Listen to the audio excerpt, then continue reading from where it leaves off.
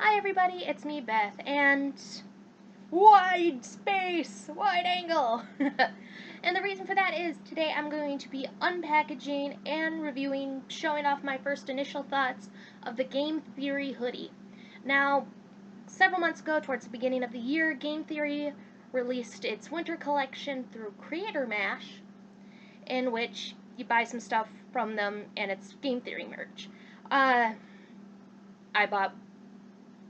bought the hoodie, and the hoodie has finally arrived. The process of making it was long, from what I knew and what they've said about. So let's get to it.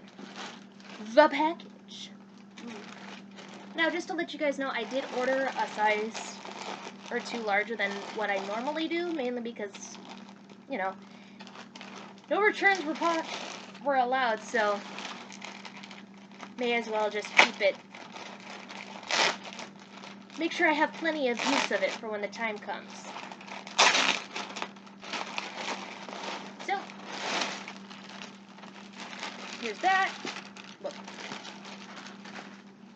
Also in it is a tiny little Game Theory pin, which is ridiculously small for a person, unless it was like for a lapel.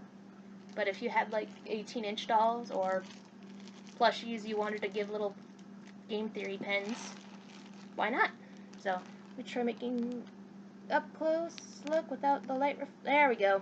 It's a tiny little pin. It's got one little rubber backing pin. So there's that. And here's the hoodie in its plastic bag.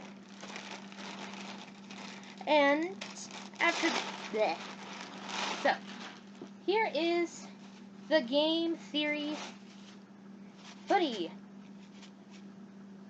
It's light gray and black with the standard Game Theory neon colors.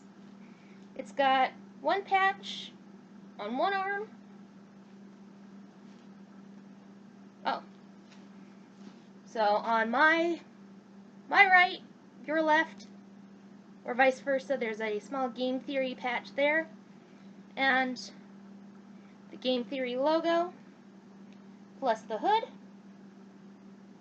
and the sizing in the back. Now it doesn't zip up, it actually buttons and unbuttons.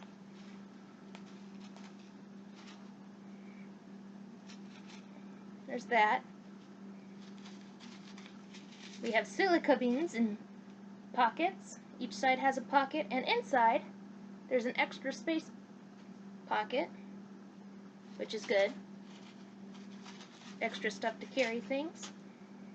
So it kind of does a bit of the varsity jacket look. And by the looks of it, the hoodie part is not removable. So that's that. So let's get it on.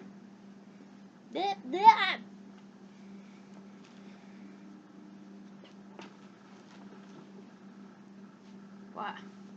So this is the Game Theory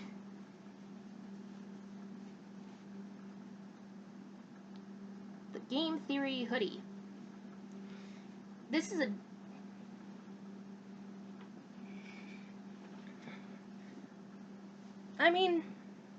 it's a lot smaller than I thought it would be. It's a double XL. And it's comfortable. It's very soft, very cuddly. But I actually thought it would be like swimming on me, considering it was a double XL. But it's not too bad. It's comfortable. So kudos for Creator Mash for that. And I can bend and stuff. I think this is kind of more of a summer fall sweatshirt from the feel of it. But I guess if you layered properly, it would work. So, and wah, Game Theory, this, and that. And overall, that's my thoughts regarding game theory. And of course they have the matching stripes regarding that. So overall, I'd probably give this probably an 8. Actually, I'd say probably an 8.5 to 9 out of 10. It's comfortable. The jacket is very well made. Sizing surprised me a little bit. I'm glad I didn't go with the size that I would have gone with normally, which would have been probably an XL, because I think the sizing could have been explained a little bit better, or shown a little bit better, because the sizes Matt, Pat, and Stephanie were wearing in the showcases, which were like large and extra large, seemed to fit them perfectly. And so I was like, oh, okay, I'm a little bit smaller than Stephanie, and I want to make sure I can wear this hoodie for years to come, so to speak. And oh well. But overall, it's really nice, very comfortable. If Creator Mash does partner with more YouTubers I follow, more creators, I'll probably definitely be like, yes, support, yay, support. So there's the review part of the Game Theory hoodie. And now the next part, I would actually like to discuss my thoughts and my personal reflections on game theory, considering, you know, times change, and I'd kind of like to just have a discussion about what you think about Matt Pat, what you think, you know, the situations for me where it's like, do you support Matt Pat, do you like Matt Pat? I just kind of want to answer that, so I have it out in the air, and kind of delve into my personal, I don't want to say relationship with the game theory, but kind of like, here's my story with game theory, and here's what I think, here's other people, blah blah blah. So, first off, I found game theory probably 2 to 3 months to about a year before their first Five Nights at Freddy's. It's about 2013-ish, around there, and I stumbled across it. I watched a couple of videos. It was funny, it was cute, stuff like that, but I was more into Atop the Fourth Wall and the channel Awesome, the reviewer thing, and wasn't as interested into the game theory and the YouTube side of the thing. I was very much on board with Blip. Rest in peace, Blip. So there's that. And eventually I stumbled back onto game theory, probably about the time Five Nights at Freddy's came back and Matt Pat released his first Five Nights at Freddy's video. Saw that one, I thought it was alright. I mean, it was very interesting, and I liked the fact that he actually talked about possible inspirations, things like that, so on and so forth. His other videos were pretty cool at the time, and I've kind of been on and off up until this year, where I've just kind of been like, none of this stuff comes out. Is that appealing to me? And for me personally, Matt Pat, when he hits it, he hits it out of the park. He does when he does his research, when he does the proper thing, when he has a good theory, he knocks it out of the park. The Zelda ones are usually pretty good. The Is Link Dead one, it's kind of like, okay, Matt Pat, come on, not everything has to be dead.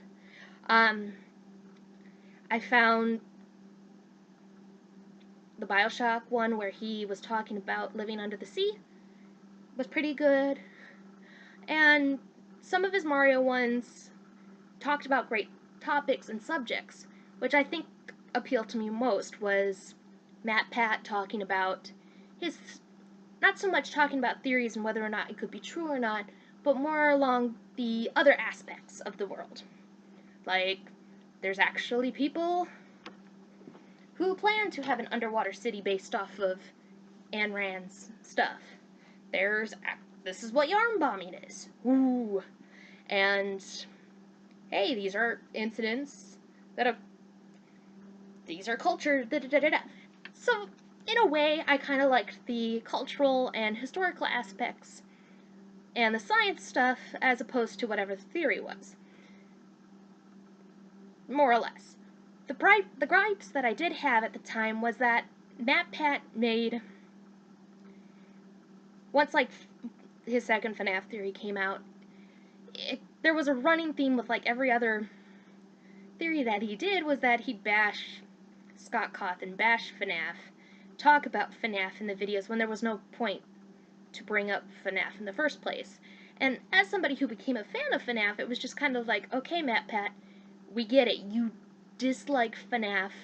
You absolutely, you've either got some weird hate boner going on, or you are just having conflict of YouTuber popularity or something, but can you please stop bashing Scott Cawthon? He's kind of the guy who's helping you make sure you still have video material. It's, for me, it was kind of like, you don't bash Miyamoto for something Mario related in like an indie game that has nothing to do with plumbers or Italians or princesses and stuff. It kind of detracted a lot. I found that his bashing on and his weird obsession with FNAF kind of detracted from all of his other theories. And I know that when MatPat fails his theories, whether it be Undertale, his goofy Undertale theories, his Ace Attorney theory, his most recent Persona theory, when he fails, it's a colossal spectator, holy cow, can't look away kind of horror. Now, Ace Attorney, I didn't watch that one, but from friends and from people who watched and reviewed it themselves, he kind of missed some major points were missed on MatPat's part. With, what was the other one I said? With the other one, oh, the Undertale. Undertale, I was not interested in Undertale. I really didn't have, my only personal gripe with the Undertale's thing was that he put googly eyes on the Pope for his title card. That was basically my biggest complaint regarding the whole Undertale fiasco that happened. It's like, really? Put googly eyes on the Pope? And Sans didn't even get googly eyes. Equal googly eyes for all. But after the Undertale fiasco, I kind of stepped away from that. I had other interests and stuff, and I kind of meandered back. Stumbled across it. His stuff wasn't as appealing. It kind of felt like his game theory stuff. It wasn't that. It didn't appeal to me. His live streams, for the most part, for a long time, were pretty cool because it was kind of fun to see the guy behind MatPat. And I think probably a bigger issue that I think MatPat is aware of, but yet hasn't figured out the best way to deal with this, is that for a while his videos and stuff did not have MatPat as a character. It was just him, Matthew Patrick. And so on and so forth. You know, it was a little bit of an exaggeration of his own personality, but it wasn't so much that you could easily be like, no, that's just a character he's playing. Where in comparison, Phelan from Phaelus' show, Obscurus Lupa, Brad Jones from the Cinema Snob, Linkara, Louis Lovehog, their characters that they play are much more exaggerated and more obvious exaggerations of their own personality, to varying successes and whatnot. So that was kind of that's kind of the issue that I think that MatPat needs to address. It's like, You need to figure out how to make MatPat the character completely different from Matthew Patrick the person, so that way when you try to fix a situation and try to damage control, it's not like, oh, that's just MatPat as a character talking, not MatPat, Matthew Patrick or whatever. But I digress. His persona, his recent Persona one, it was not good, and his damage control and trying to pass the blame on doesn't make him look good, and doesn't make the people who he said also looked over the script look good. Because if you go to the Persona 4 Persona 4 Wikipedia page, it covers, like, the Wikipedia wiki page. It actually gives you the entire plot of Persona 4 and pretty much debunks the whole theory that he had was Teddy is Yu's shadow, which that is a can of worms that other people have handled much better. And he probably could have done a bit better with that one, and just kind of his comments regarding it where he passed the blame off to other people, one of them including Mother's Basement, kind of makes him look bad and also makes the other two people bad, because it's like, really? You guys looked over the script and this didn't? What? Kind of thing. And there on and so forth. And I've found that his live streams are also coming to that as well, where his live streams are kind of becoming more scripted, like his show, which it's kind of hard to explain, because it's like, on the one hand, no, it's a live stream, obviously what happens randomly, but at the same time, it's also like, MatPat, this isn't game theory, you don't need to act like MatPat. You also probably your reactions to other people's criticisms and, you know, stuff like that shouldn't include being like, haters! And stuff like that.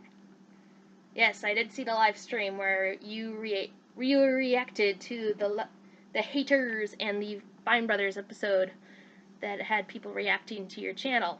And as many people have pointed out, there is a small little catch with your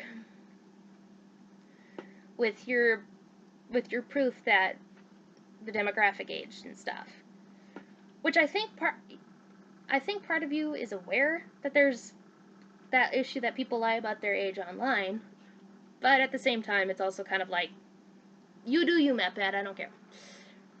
And so yeah, my feelings on MatPat have always kind of been up and down in relation to how well he handles his theories and situations. I actually have found better commentators, better theorists, so to speak, like Loxton and Noggin of the channel Noggin, which I'll put some of the channels below. And Manga Common, while he doesn't do the same sort of style of theories, he's actually a very entertaining commentator and actually does a lot of research and challenging of MatPat's theories and stuff. Other theory channels that I've stumbled across mostly it kind of depends on what kind of theories are you looking for. If you're looking for Mario theories, then you've got to look for Mario-specific theories. Sonic, and so on and so forth. I've kind of more along the lines of stumbled upon Pokemon users like Loxton, Mr. Buddy, and Birdkeeper Toby. Some good ones. Birdkeeper Toby. Trying to remember the ones off the top of my head that are not just like news sites. I mean, Ruffle Rowlet kind of handles some theories and debunking and stuff, and he's pretty fun. But I'm kind of in Pokemon right now, so I don't really know what I'm doing. I don't know anybody else's good theories or stuff like that. So, I think the best way to sum up my thoughts is that I like it when MatPat actually puts in a lot of effort, and it isn't like when he hits the nail, it's great.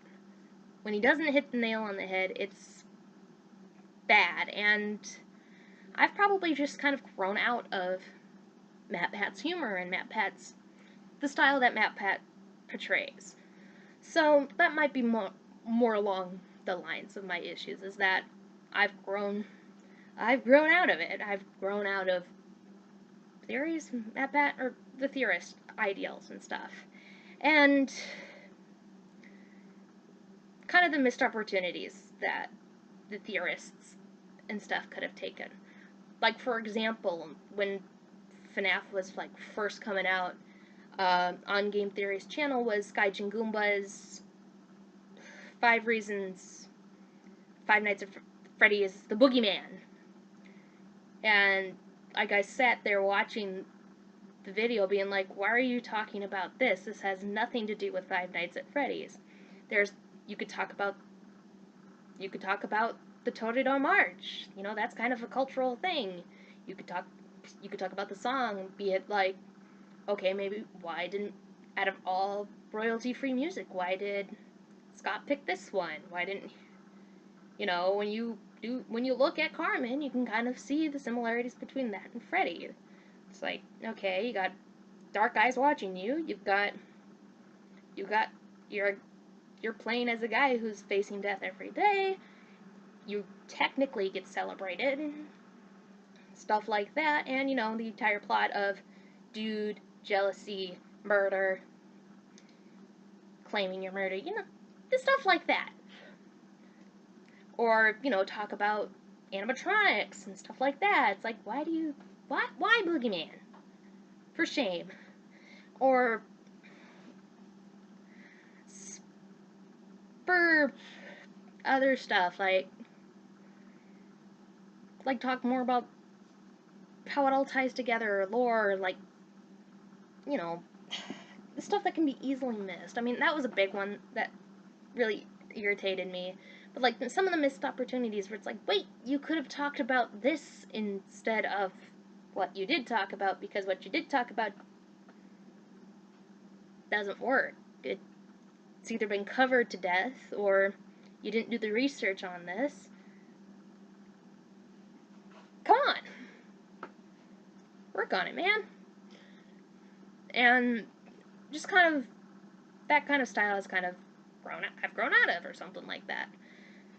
So, I mean, it's weird to talk about it, because it's like, you're aware you're growing out of it, but at the same time, you don't want to grow out of it, because it's like, this was part of your childhood, you grew up with it. And at the same time, it's like, nah, never mind. Let me leave this, let the sleeping dogs lie. So, oh, before I forget, MatPat, if you're ever watching this, do not ever sing again. Your latest game theory, where you try and sing a parody song of the Pokemon theme song when you want to figure out how much Pokemon champion actually earns, do not ever sing again. That was awful. I don't care if it was meant for a joke. I don't care if it was meant for anything. That was awful. You should feel bad. Shame on you. Shame on Jason. Blame on Jason. Shame on the cow. Shame on Skip. That was bad. It really brings into question the credibility of your acting, of your degree. Bad. No singing. No more. Please. I couldn't even finish the theory because that was that bad. But anyways, obviously, those are my thoughts, random and ramblish as they are, and kind of TLDR, that's kind of my theory. Maybe it's more me growing out of the game theory style. The sweater is awesome, though. I'll probably be adding my own patches and my own flair to it, so it's mine and not strictly representative of game theory or something. Creator Mash is cool. They do awesome sweaters. I ramble a lot. Gage and Goomba. Better FNAF. You need better FNAF topic. From 4 years ago. Matt Pat.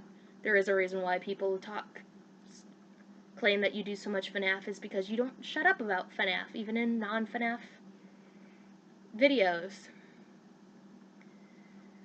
And I like other YouTubers who do similar things, and I'll list them down below.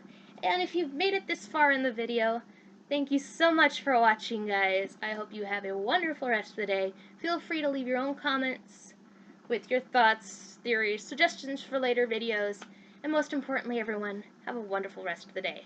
Bye-bye!